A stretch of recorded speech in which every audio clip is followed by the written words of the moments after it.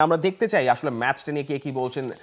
England টিমে Nicco Rilee বলছেন যে থমাস টুখেলের সঙ্গে যে কথাবার্তা হয়েছে জুড বেলিংহামের ব্যাপারে বলেছেন, বা যেটা নিয়ে কথা হয়েছে সেটা নিয়ে আসলে দলটা অতটা চিন্তিত নয়, দে আর নট ডিভাইডেড। দলে আসলে পুরো জিনিসটা নিয়ে হ্যারি কেইন এই কথাটা বলেছেন।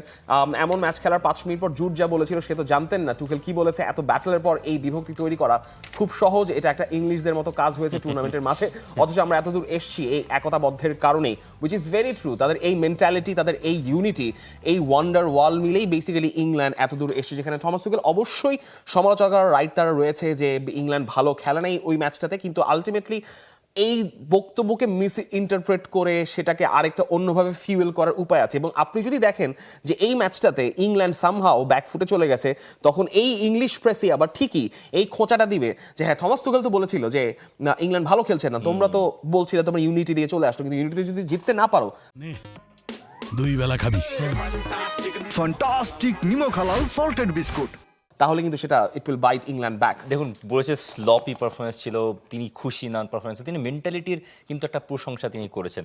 তো ওই সাংবাদিকের প্রশ্নের মাঝে মেন্টালিটির প্রসঙ্গটা কিন্তু ছিল না, জুড বেলিংহাম জানতেন না, সেই কথাটাই বলেছেন। এদিকে নিকো রাইলি মুখিয়ে আছেন লিওনেল মেসির জন্য, আমার তর্স হয়েছে না, এমন সুযোগ তো জীবনে একবার আসে। মেসি তার ক্যারিয়ারের একেবারে শেষ দিকে ফুটবল মাঠে সে বিশ্বের সর্বকালের সেরা চ্যালেঞ্জের জন্য মুখিয়ে আছি।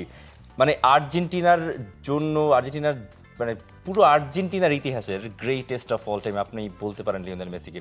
সেই লিওনেল মেসির সঙ্গে একটা ম্যাচ খেলাও এই অনেক প্লেয়ারদের একটা সৌভাগ্যের ব্যাপার। নিকো রাইলি স্বাভাবিকভাবেই এখন পর্যন্ত লিওনেল মেসি অ্যাগেনস্টে খেলেননি। আর্জেন্টিনা আর ইংল্যান্ড ম্যাচের ব্যাটেলগুলো কেমন হবে একটু প্রিপ্রেডিকশন। এক্স্যাক্টলি, ইংল্যান্ড এবং আর্জেন্টিনা ম্যাচের ব্যাটেলগুলো কিরকম হতে পারে, সেই ব্যাটেল আগে যারা পরিচালনা করবেন সেই নামগুলো একটু দেখে নিতে চাই। যে এই ব্যাটেলে আগের বার তো পর্তুগিজ একটা রেফারি প্যানেল ছিলেন আর্জেন্টিনা, এবার থাকছেন অনেকের বেশ অল ইউএসএ এবং ইতালিয়ান থাকে প্যানেল। ইতালিয়ান প্যানেল ধরে অবশ্য আর্জেন্টিনা দাবি করতে পারে যে হ্যাঁ আমাদের পক্ষের লোকজন হয়তো আছেন, বাট জোকস অ্যাপার্ট, ইসমাইল এলফাত যাকে এই বিশ্বকাপে বেশ কয়েকটা ম্যাচে রেফারিং করতে দেখা গেছে, ইউএসএ রেফারি কোরি পার্কার, কাইল অ্যাটকিন্স, মরিৎসিও মারিয়ান এবং দানিয়েল বিন্দোনি, এই দুজন থাকছেন ফোর্থ অফিসিয়াল এবং রিজার্ভ অ্যাসিস্ট্যান্ট। এইটা নিয়ে কোনো বিতর্কের সুযোগ নেই। মোট কথা হচ্ছে আর্জেন্টিনা ইংল্যান্ডের ম্যাচটা কিরকম হবে।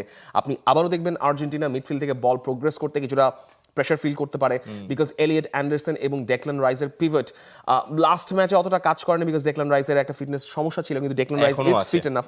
মানে ফিট এনাফ বলতে তিনি ম্যাচ অবশ্যই খেলতে পারবেন, কিন্তু এখন কথা হচ্ছে বুকায়ো সাকাকে আপনি এই ম্যাচে শুরু করবেন to press the Argentine backline, নাকি আপনি অন্য অপশনের দিকে যাবেন ননি মাদুইকে, যদিও ননি মাদুইকের পারফরমেন্স আগের ম্যাচে ভালো ছিল না। এক্স্যাক্টলি, কিন্তু কথা হচ্ছে ইংল্যান্ডের সমস্যা আরও অনেক জায়গায়। আপনি যখন আর্জেন্টিনার বিপক্ষে খেলবেন তখন আপনি জানেন এমন একটা মোটিভেটেড সাইডের এগেনস্টে আপনি খেলছেন, যেই মোটিভেটেড সাইড বিশ্বকাপের চ্যাম্পিয়ন, যেই মোটিভেটেড সাইডের লিওনেল মেসি আছেন, কিন্তু আপনার দলে খুব সম্ভবত রাইট ব্যাকেও একটা ক্রাইসিস চলছে। এখন রিস জেমসের ফেরাটা কতটুকু স্বস্তি দেয় সেটা একটা বড় প্রশ্ন। প্লাস জুড বেলিংহাম আর হ্যারি কেইনের প্রদীপ যদি নিভে যায়, কোনো এক প্রদীপ কি জ্বলে উঠবে কিনা। হ্যাঁ, হ্যারি কেইনকে আটকালে আপনি মনে করতে পারতেন যে এই ইংল্যান্ড দলটাকে আটকে দেওয়া গেছে, কিন্তু Jude Bellingham has proven himself to be the most important player for this English national side. আপনি জুড বেলিংহামের গোলগুলোর দিকে একবার তাকান, মানে he has been springing up here and there, বক্সে হি স্প্রিংিং আপ, যখন প্রেস করে অপোজিশন বক্সে যাচ্ছেন he is there scoring goals, কিংবা একদম লাস্ট মোমেন্টে একটা কাটব্যাক থেকে হি স্কোরিং গোলস। মানে তাকে আপনি সব ধরনের সিচুয়েশনে ইউর ফাইন্ডিং হিম, এবং এই ধরনের ক্লাচ মোমেন্টে গোল করা প্লেয়ার যখন আপনার এই দলে থাকেন, ইংল্যান্ডে থাকেন, ইংল্যান্ড তখন আসলে স্বপ্ন দেখতেই পারে।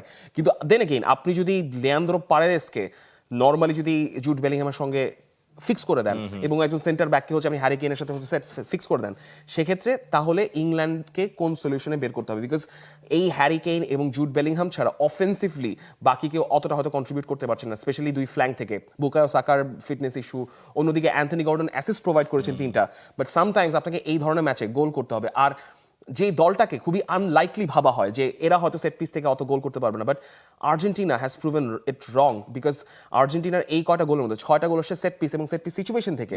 এবং স্পেসিফিকলি যে দুইজন কোচ ওয়াল্টার স্যামুয়েল এবং সরিন লাস্ট ওয়ার্ল্ড কাপে আসলে খেলেছেন, মানে লাস্ট ওয়ার্ল্ড কাপে ইংল্যান্ডের সঙ্গে খেলেছিলেন, তারাই এখন ওয়ার্ল্ড কাপে এই আর্জেন্টিনা দলের সেট পিস কোচ স্পেশালিস্ট হিসেবে এই দলটাকে বিভিন্ন অদ্ভুত সবে গোল এনে দিচ্ছেন।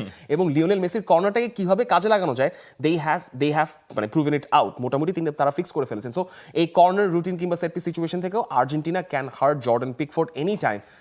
আরো অনেক ধরনের ব্যাপার রয়েছে বেসিক্যালি আগামীকালকে এই ম্যাচটা নিয়ে কথা বলার জন্য। Early predictions early predictions still Argentina. Still Argentina, I think it will be Argentina. For more updates, subscribe to our YouTube channel and click on the bell icon. Follow us on Facebook and Instagram. Download T-Sports app to enjoy exciting games and highlights. Visit tsports.com.